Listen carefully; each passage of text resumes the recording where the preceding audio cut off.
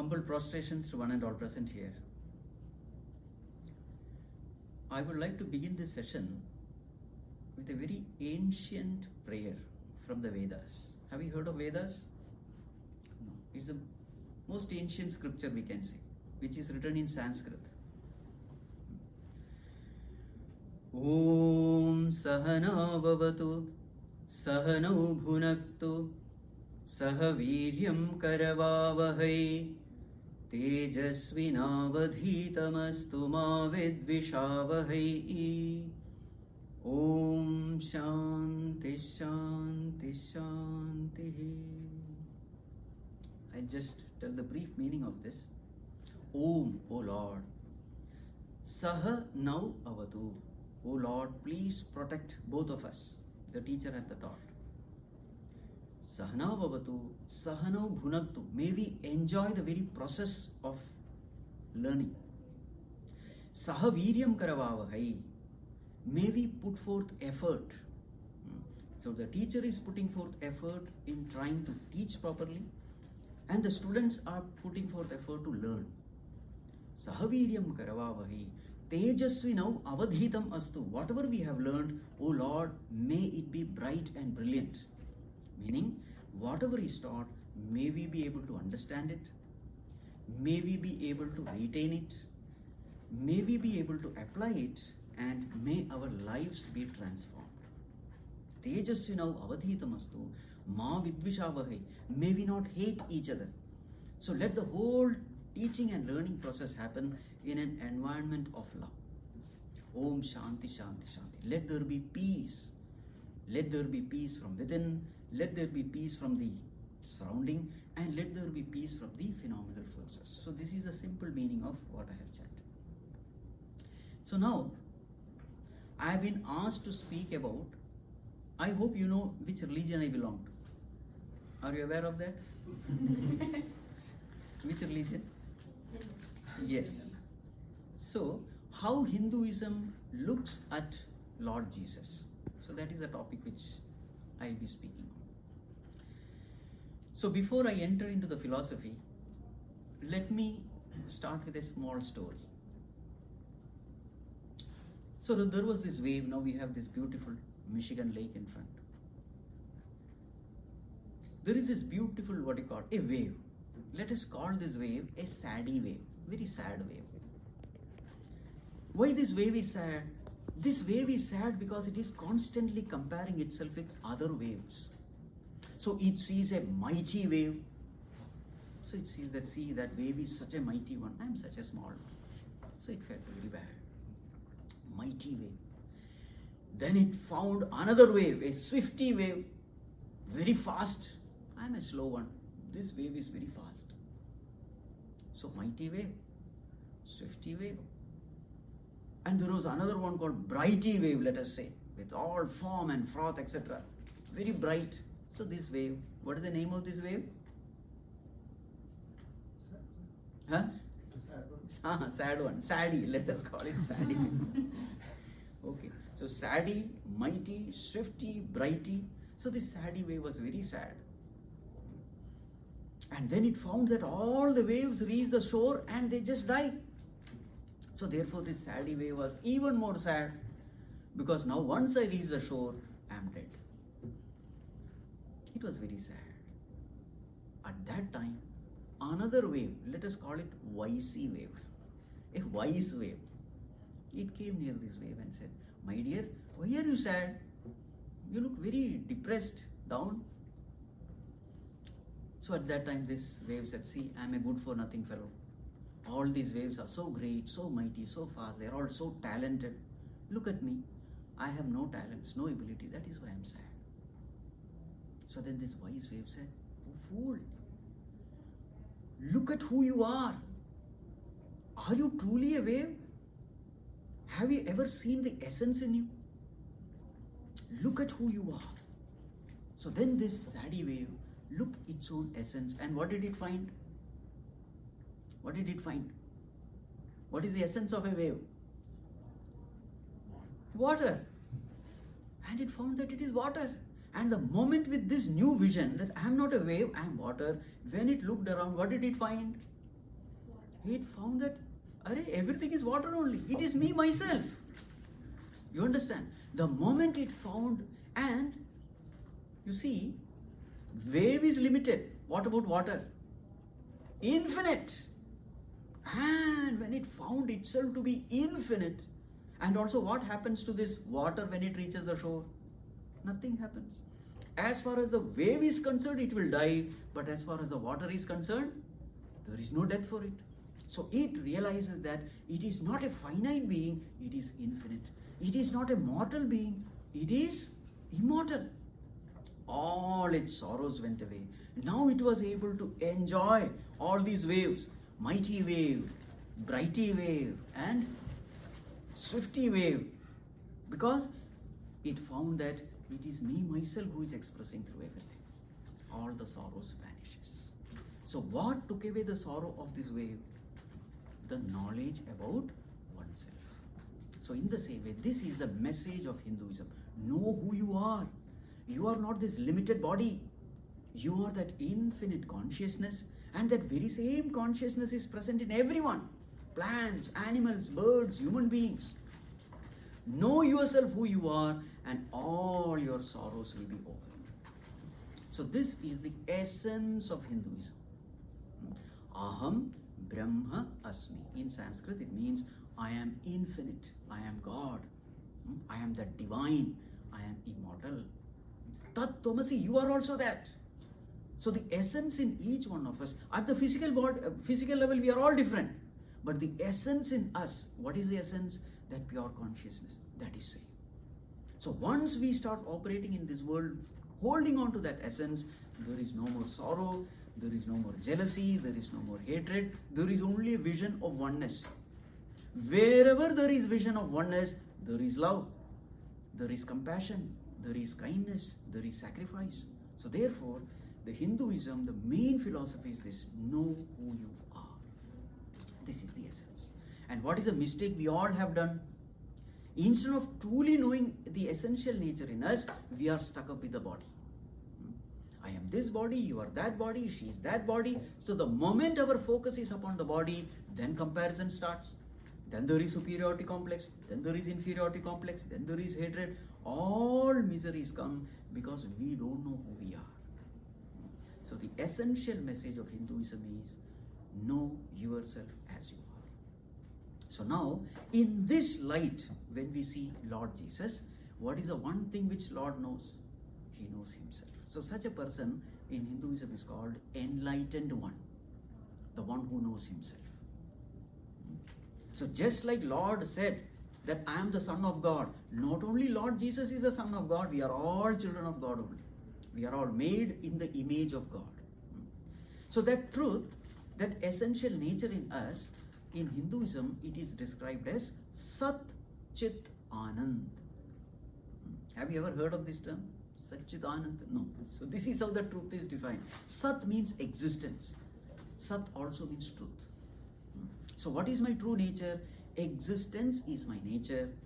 That existence which can never become non-existent. Sat. Chit means consciousness. My true nature is consciousness.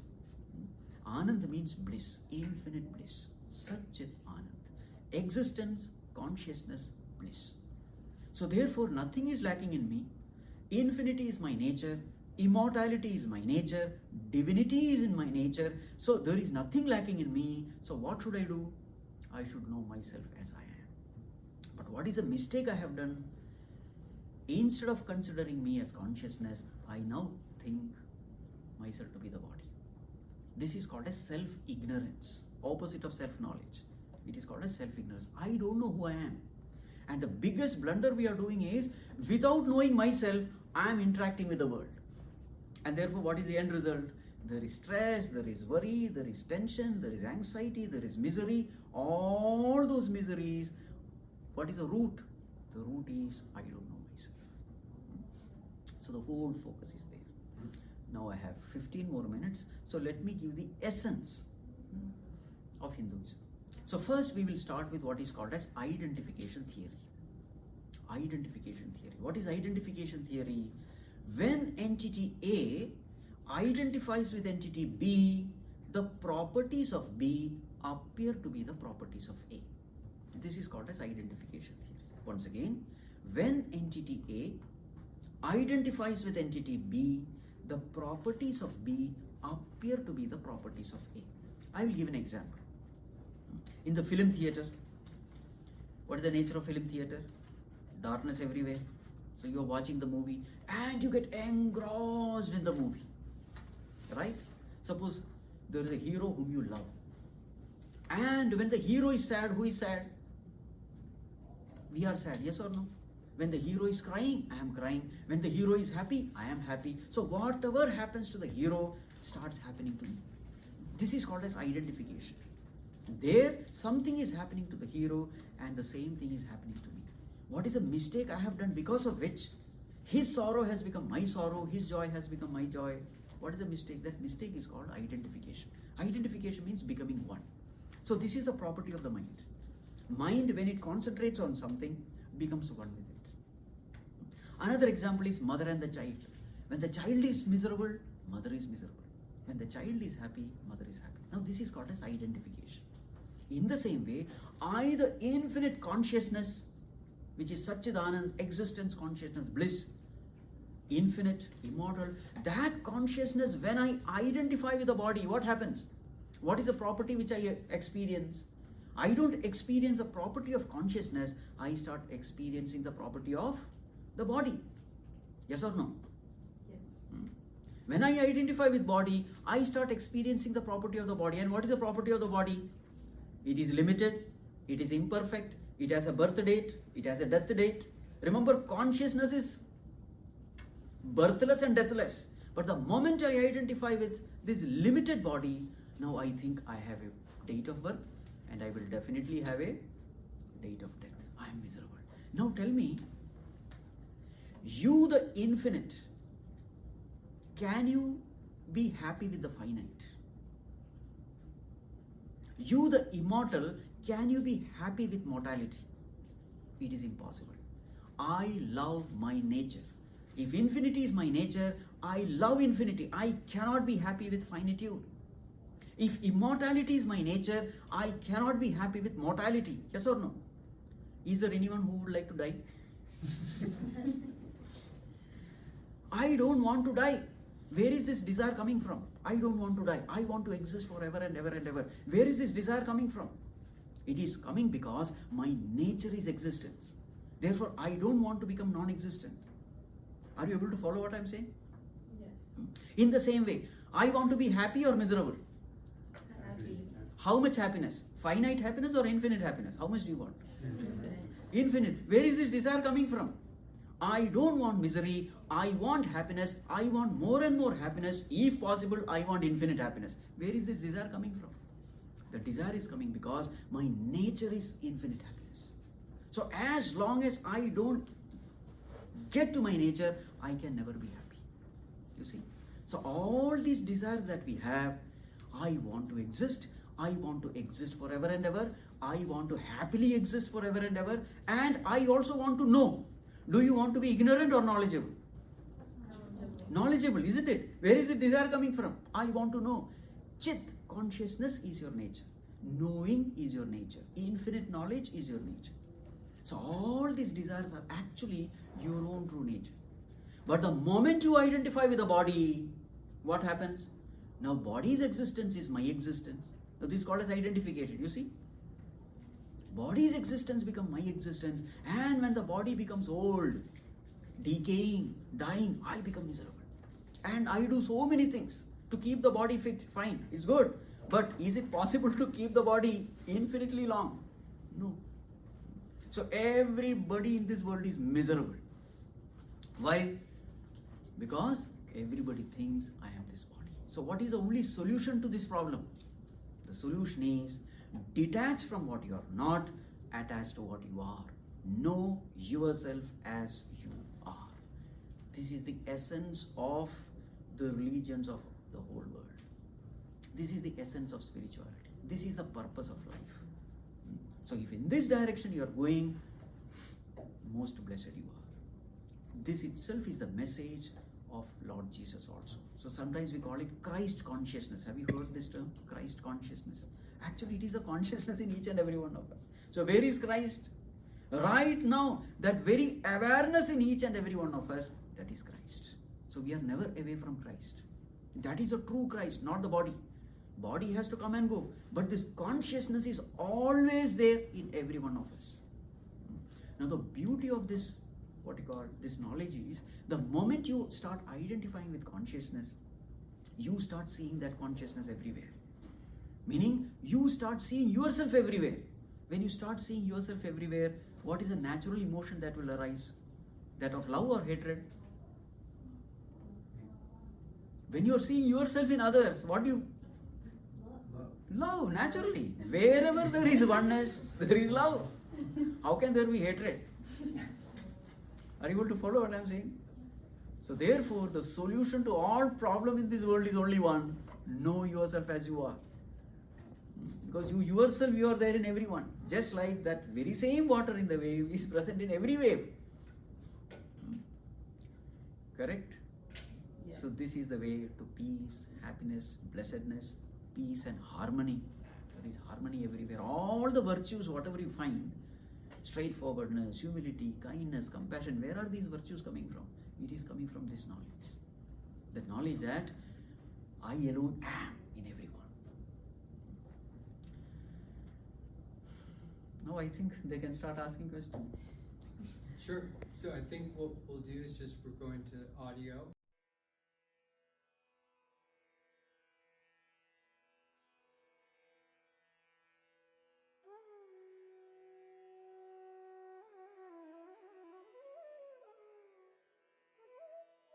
See, the ultimate experience has to be of Sat-Chit Anand. Existence, consciousness, bliss. As you meditate, what is the proof that you are progressing in meditation? The mind becomes more and more peaceful. There is more and more joy welling from within. The mind becomes silent. These are all the indications that your progress in meditation is going well. Tension, worry, anxiety, everything goes away. There is clarity. You are able to remain in the present moment. These are all the different ways the mystic people they say. But they are all one and the same. Your mind gets rooted in God. Your mind gets rooted in your center. You are experiencing that peace, bliss, happiness, peace that passeth all understanding, as they say. You see, they are all same. Words may be different, but it's all the same. You are more and more rooted in your own state of being.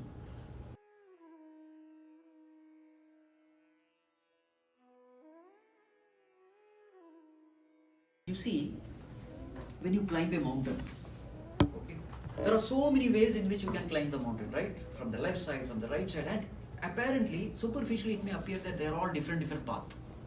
But finally, where do you reach? Same place. In the beginning, it may appear that one is moving towards the right, the other is moving towards the left. All appear to be very contradictory. But as you go higher and higher and higher, you will find that all these are talking about one thing. From the highest standpoint, all religion, they talk about one. They talk about God, and where is that God? Right here, as the very I in me. That I, which I am experiencing every moment, this I is not, something which is, it is imperishable. Lord Himself has become the I in each and every one of us. So all the religion, they talk about the same thing, but from the highest standpoint.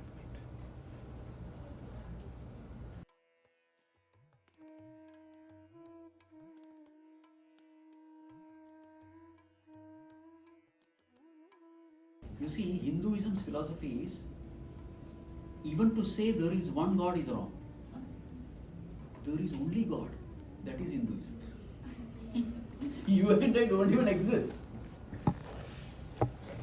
It is something like saying there is only water, there is no wave. What is there? Wave minus water, what remains? You cannot say there is a form which remains. No, there is nothing. So the Hinduism, the highest philosophy is there is only God. There is one God also is inferior. Something higher is there. So that existence which I am experiencing, it is not my existence. It is His existence misunderstood as my existence. You understood?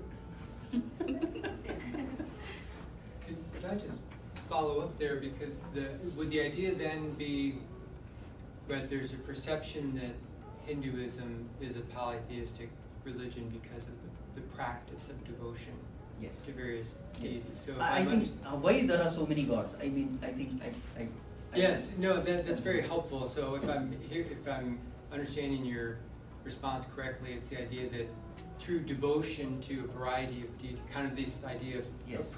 climbing the mountain from various Yes, standpoints. yes, That's the way to. Yes. You see, there is this pole vault. You see that game? Mhm. Yeah. Yeah. So you run with that pole and then you straighten, and as that pole straightens up, this person climbs the pole, and finally, final stage is dropping the pole, isn't it? In the same way, in Hinduism, there are so many gods here. That is for meditation. It becomes very easy to meditate upon a form than meditating upon formless consciousness. It's very difficult. It's very abstract. Meditating on a form is very easy. So therefore, we have varieties of forms. You choose any form. It is like you choose any pole. Finally, you have to drop the pole, isn't it? Take any support. Help develop devotion for God, concentration. See, when there is love for God, mind becomes pure. The two essential qualification for the mind to experience this consciousness in this most perfect way is, number one, purity of mind, number two, concentration of mind. Purity and concentration, these are the two qualifications.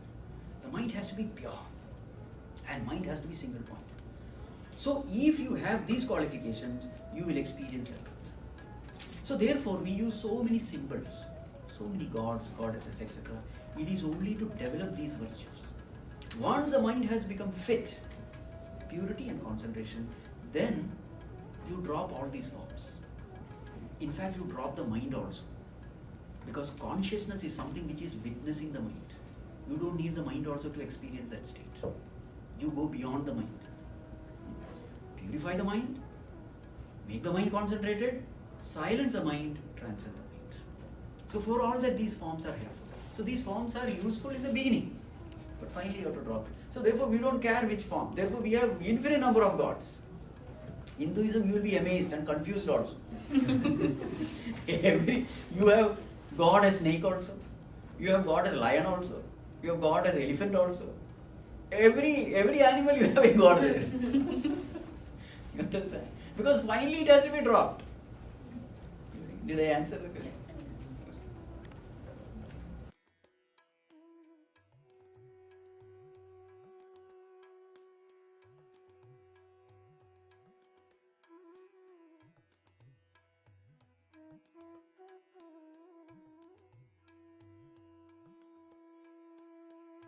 No, what is your thoughts? I should ask, because there are different people talking about Hinduism in different way, and everything will depend on at what level that person is. You see, a very immature, gross person will look Hinduism in a very peculiar way. A matured person will look at it in a very different way. So how you look at it will depend on where you are. Are you a mature person or an immature person? Are you a spiritually elevated person or a spiritually ignorant person? Because these gross people, they just see the superficialities, the external thing. Oh, they are worshipping elephant. Oh, they are worshipping this. It is a symbolic meaning. For example, Ganapati, I don't know whether you have heard this god. It's an elephant-headed god. So you may wonder that what is this? They are worshipping elephant. It is symbolic. For example, elephant has big ears. So it means you must listen more. Listen more, talk less. Big head. Big head means what? Think more. You see? Big stomach. Digest more. Just gathering information is not necessary. Digest that knowledge. Assimilate that knowledge. Let that knowledge become a part of you. So these are all symbolisms. Externally you may see an elephant, but the message which is sent through that elephant figure, it has nothing to do with elephant. You understand? So some people, they get stuck with these superficialities. Oh, here's an elephant, here's a snake and all that. But if you are mature, you will try to find out what that symbolism is. You try to go deeper and deeper. And then when you go deeper, you find that, infinite knowledge about the infinite is hidden there through all these symbolic stories and all that. So your perspective will depend on where you are. That's the whole point. Did I answer? Yeah, that was great. Thank you. In terms of interfaith dialogue, do you feel that Jesus being an avatar within Hindu beliefs is beneficial when having a conversation with Christians, or does the perception of Jesus as anything other than a Messiah in a monotheistic religion become difficult to discuss with Christians? See, in Hinduism, there is a saying in Vedas, Brahmavid Brahmaiva Bhavati. Knower of God becomes God. He is no more separate from God. He is God. See, the knower of physics doesn't become physics. Knower of mathematics doesn't become mathematics. But this is a unique field where knower of God becomes God. So therefore, anyone who has known himself has known God, and he is equally worshipped, in whichever the faith it may be. So this is the stand of Hinduism. Because he is one with the totality. Exactly like that wave, the moment it knows that I am water, then after that the form has no meaning at all. It has become that infinite ocean. This is the standpoint of Hinduism. Therefore, anyone, from whichever faith it may be, faith has no meaning at all in Hinduism, actually speaking. In fact, the Hinduism, the name itself was not there for this religion. This name and all came after, Christianity, Islam and all. Then only this name was given. Otherwise, the name itself was not there. So the whole point is, if a person has known the truth, he is worshipped. He is God himself. We have to both know. So I'm curious just to kind of follow up on that. So from the Hindu perspective, it would be possible for someone to find that fulfillment of that path within a Christian faith setting, and is there a sense of any people needing to switch from one faith to another? It's not needed. Yes. We say, there is a saying, Ekam Sat Vipraha Bahudha Vadanti. Truth is one. Wise people, they speak in different ways.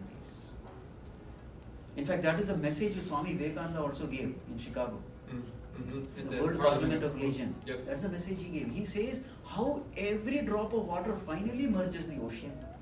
In the same way, all the faith, in different ways, they merge with the ocean, the infinite. So that was the essence of the message which was given by Vivek. Thank you. Okay, does meditation play in the pursuit of spiritual growth in Hinduism? Meditation is the most important thing. Most important. Meditation means turning your attention upon yourself. That is meditation. At present, the mind's attention is into the world. We are busy trying to know this or that. We are busy trying to know the world. Hinduism says, know yourself first. So the entire, that process where we are withdrawing the attention from the world and fixing it upon the self, that process is called meditation, and that is what takes to the ultimate. Meditation is everything. What does the term yoga, what does that mean? Yoga, it comes from the root yuj. Yuj means to unite. Okay. Uniting with God. How can the individual unite with God? How can God, truth, they are all different terms. They are all one and the same. Uniting with the self, uniting with God, uniting with truth. They are all the same. So uniting with the higher. How can the lower unite with the higher? So yoga means the technique of union. Thank you. That's helpful. Thank you.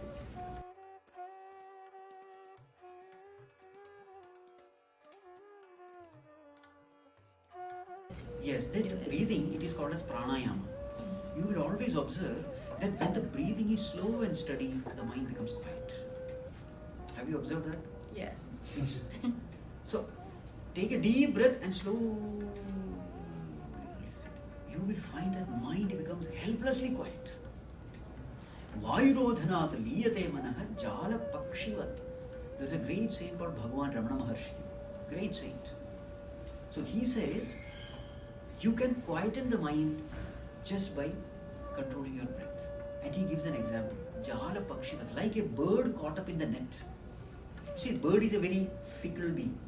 It just cannot stay steady. And it keeps flying here and there. Mind is like a bird. But the moment that bird is caught up in a net, what happens to that bird? Helplessly it becomes quiet, isn't it? In the same way, this mind which is very fickle, which is running here and there, the moment you start doing pranayama, simple breathing is enough. Slow, deep breathing and just paying attention to the breath. If you start doing it, you will find that mind becomes helplessly quiet.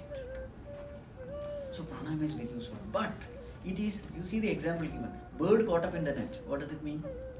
The moment you remove the net, bird flies away. So the moment you stop pranayama, what happens to the mind? Again the mind starts running around. So it is not a permanent solution. It is a temporary solution. It's a first aid. You know, accident has happened. At that time you can do something, but this person has to be taken to the hospital. In the same way, in the beginning, the take-off of meditation, in the beginning it is very useful. Take off in meditation.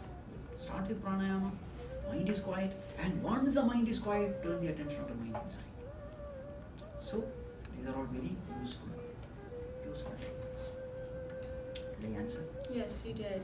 Would you meditate frequently? How often? Who, in me? a day? Yeah. Or anyone. The more you meditate, the better. But the problem is, meditation itself is very difficult. If you have lot of likes and dislikes, then you can't meditate. Because the mind will be constantly thinking about this person. Oh, this person spoke like this to me. Oh, that person, I don't like him and all. Then the mind is constantly going out. You understand? Mm-hmm. So therefore, to meditate, the necessary condition is mind should be pure. That is where all these values come into picture. Love, kindness, forgiveness. So then what happens is, such a mind is a pure mind. And a pure mind is always a disciplined mind. It is a quiet mind. It's an obedient mind. You see? Mm-hmm. So whatever you say, the mind listens. Hey mind, don't go there, come back. Okay. You understand? That's how our mind should be. We are the master, mind is my instrument, my mind should listen to me. What is the present condition? Our present condition. I am listening to the mind. Isn't it? It is like riding a horse without reins. So who will choose the destination? Suppose a wild horse, and you are sitting on a wild horse and you don't have reins also. Who will decide the destination? The horse. You are being driven by the horse, isn't it? But suppose it's a very well tamed horse, and you have, when you say stop, it stops. You say run. You see, that's how our mind should be. Okay. Thank you. Then meditation becomes easy. Otherwise, no meditation is possible. In fact, even to sit quietly with closed eyes will be impossible for that person. Purer the mind, easier the meditation. Okay. So that is why all the values we must cultivate. We must be a very good person. In the world, we must be a very good person. Then meditation becomes easy. Did I answer? Yes, you did. Thank you.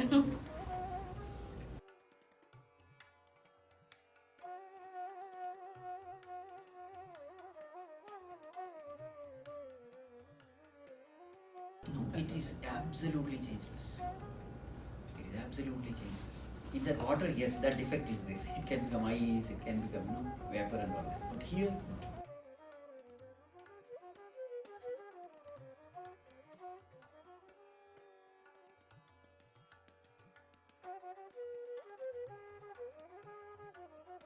Yes, there are so many theories of ending of the world, but the ultimate ending of the world is when the mind becomes quiet. You see, can you experience the world without the mind?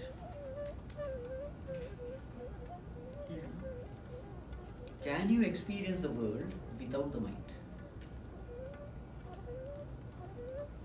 No. When the mind wakes up, world is there. When the mind goes to sleep, world is not there. Yes or no? Yes. Therefore, world depends on the mind for its existence. You agree with me? This is a higher philosophy. You ask something higher, now I have to reply in a higher way. Do you agree with me? World depends on the mind for existence, because when the mind is not there, world is not there. When the mind is there, world is there. You may say, no, when I am sleeping, for others, world is there. But others, world is there in their mind. Yes or no? Oh, Yes. So therefore, the first statement is, world depends on the mind for the existence. Now suppose you quieten the mind. See, mind means flow of thoughts. This is how we define mind. Mind equal to flow of thoughts. Just like river equal to flow of water. So mind equal to flow of thoughts. So quiet mind means what? No thoughts. No thoughts means what? No mind. No mind means what? No world. You understand? That is that state of perfection which we call. So actually speaking, there is no mind, there is no world. There is only consciousness. Remember, when in spirituality we talk of consciousness, it is not a property of the mind. In the medical terminology, when we say he lost consciousness, it is the property of the mind. But in spirituality, when we say consciousness, it is not the property of mind. So then, when the mind becomes silent, the world is gone, then there is only pure consciousness, which we call it as samadhi, or salvation, or whatever, all those so many names. So you exist as Satchit Anand. Existence, consciousness, bliss. So that is our true nature. Then there is no world there. Did I answer?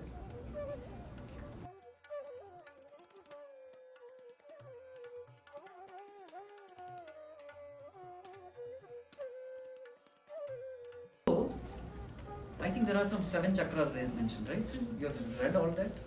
A little bit, yeah. Yes. See, chakras are basically the centers of, what do you call that? Experience, we may say. We all have these chakras. And we can actually feel it also. Where do you feel emotions? Especially divine in the heart, isn't it? Then that is a chakra. When you think deep, you start feeling the strain here. Have you observed? Mm-hmm. Yes. When you feel hunger, when lust comes, so that is called as Mooladhara. So different chakras we actually activate without knowing it. So lust, Mooladhara. Hunger, I think Swadhisthana or something. So there are so many chakras like that. So as your thinking becomes high, pure, noble, the higher centers are activated. So you don't have to worry about chakras, etc. If you can develop devotion for God, and if you can develop purity of mind, automatically the higher chakras are activated. The more and more you become selfless, egoless. Ego is the main reason why we go down. So the whole spiritual life is egoless life. Living a life of service. Living a life of selflessness, of goodness, of helping others. So all these noble emotions when we develop, automatically the chakra rise. You don't have to worry about chakra, you only have to think about your thoughts. Ensure that your thoughts are good, all these things will automatically happen. Did I answer? Yes, you did.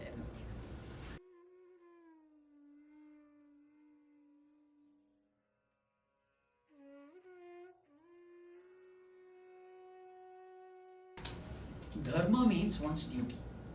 Dharma has so many meanings actually. Depending upon the context, you'll have to take what the meaning of Dharma. Dharma can superficially mean peace and harmony in the society. Dharma can mean values. All noble virtues are also called Dharma. Dharma can mean righteous path.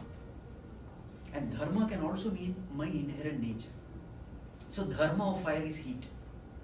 The inherent nature of fire is heat. Dharma of sugar is sweetness. So many meanings are there for this one term called Dharma. So depending upon the context, we'll have to bring out the meaning. Now Dharma also can mean duty of a person. So I think in that context, the question has come, correct? So,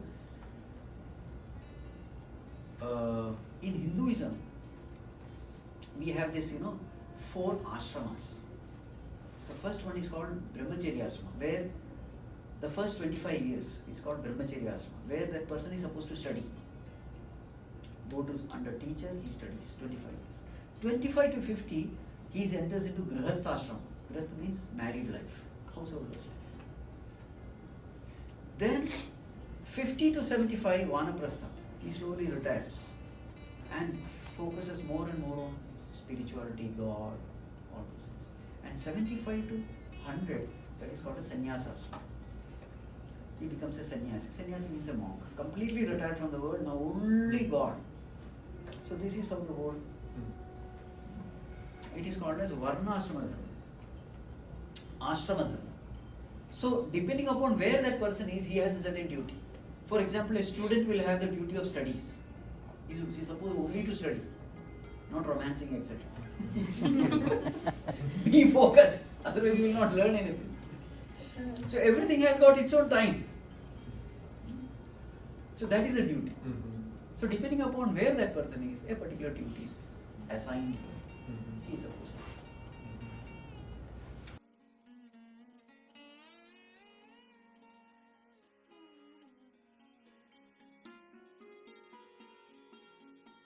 You see, cow is considered a very sacred animal in India because it is an animal which has it's a life of sacrifice. So once upon a time, India was completely agricultural land. The whole India was living on agriculture. So in agriculture, if you see the cows, they eat what we don't want. The grass, the straw, etc. And they give everything what we want. Curd, milk, clarified butter, cow dung as manure. So they gave everything what we want and they take that which we don't want. And its life is a life of sacrifice. So wherever you find a person whose life is a life of sacrifice, we worship. So literally speaking, and also small children, if the mother passes away, the small children is given cow's milk. So literally the cow becomes a mother also. And this is an animal which has all emotions. We have seen this in our villages. When the cow is sold to another village, that cow literally has tears in its eyes. It gets so attached to the family. So, because of all those reasons, a kind of there is a sacredness regarding this animal. Because it is a life of sacrifice. So, the message is you must also live like this. In the society, you must live a life of sacrifice, just like this cow. Taking minimum, giving maximum. Living a life of sacrifice. That is why this animal is considered sacred. Thank you.